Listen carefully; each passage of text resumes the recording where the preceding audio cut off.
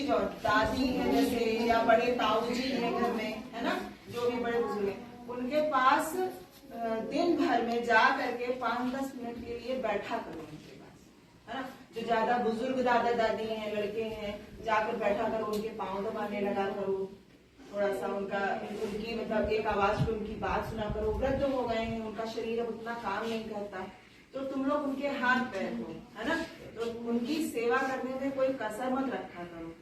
जैसे वो अब कुछ बच्चे क्या करते हैं, हमने तो देखा है कि ध्यान नहीं देते हैं, बुला रहे हैं, अरे वो बुलाती नहीं, वो अशक्त हैं। एक समय था उनका जब वो इतना काम करती थी, तुम लोगों को पाल पोस के, उन्होंने तो तुम्हारे पिताजी को पाल पोस के उन्होंने ही तो बड़ा किया है, तब उनका काम करने का समय था, उन्होंने काम किया। और अब क्या है, अब उनका शरीर साथ नहीं दे रहा है, वृद्ध हो गए हैं वो लोग, इतनी उनमें ताकत नहीं बची है। तो हम लोगों का, तुम लोगों का ये फर्ज है, फर्ज नहीं है, कि उनका ध्यान रखें, ठीक है। क्यों? क्योंकि ये जीवन की प्रक्रिया है।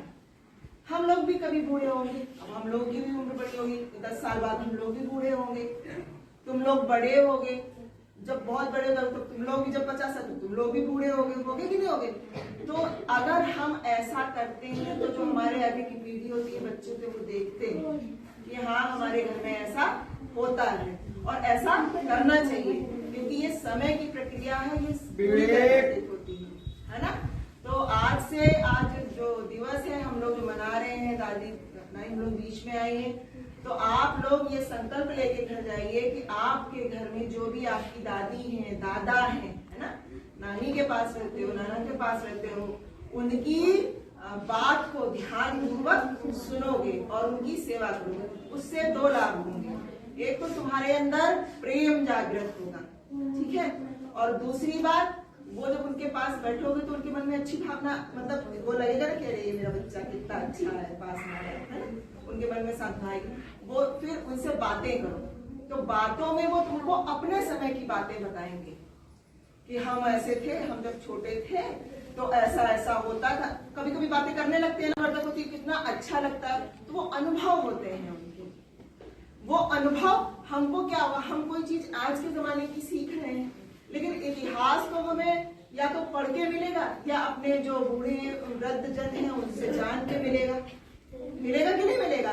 तो उनके पास जरूर बैठा करो, उनसे बातें जरूर किया करो, वो अपने अनुभव बताएंगे कि जीवन में क्या करना चाहिए, क्या नहीं करना चाहिए, क्योंकि उन्होंने कुछ काम किए होंगे जिनमें उनको असफलता मिली होगी, तो वो बताएंगे कि नहीं ऐसे नहीं बेटा, ऐसे करो, तो उसमें सफलता मिलेगी, है ना। और कुछ चीजें ऐसी बताएंगे कि नहीं ये चीज नहीं करनी चाहिए, क्योंकि ऐसा करोगे तो ऐसा फल मिलेगा, इतना खराब होता है। समझ में बात आ रही कि नहीं आ रही? तो उनसे सीख मिलती है, अनुभव उनके मिलते हैं। आज के 10 साल तुम लोग, वो 10 साल बड़े होगे, उसके बाद जो चीजें तुम लोग अपने अनुभव से सीखोगे वो उनकी बात से सीख लोगे अभी से।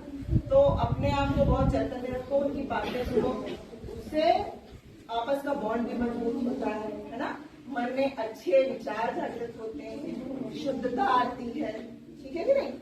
और सबसे बड़ी बात की तसल्ली होती है कि हाँ हमने कुछ किया, हमारा जीवन सार्थक है, हम काम आए और किसी और के काम नहीं आए हो, अपनों के काम आए।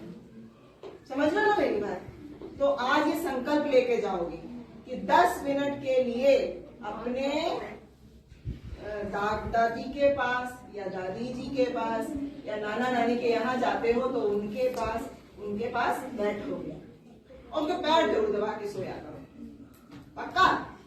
बस जाना नहीं तुमसे, 2 मिनट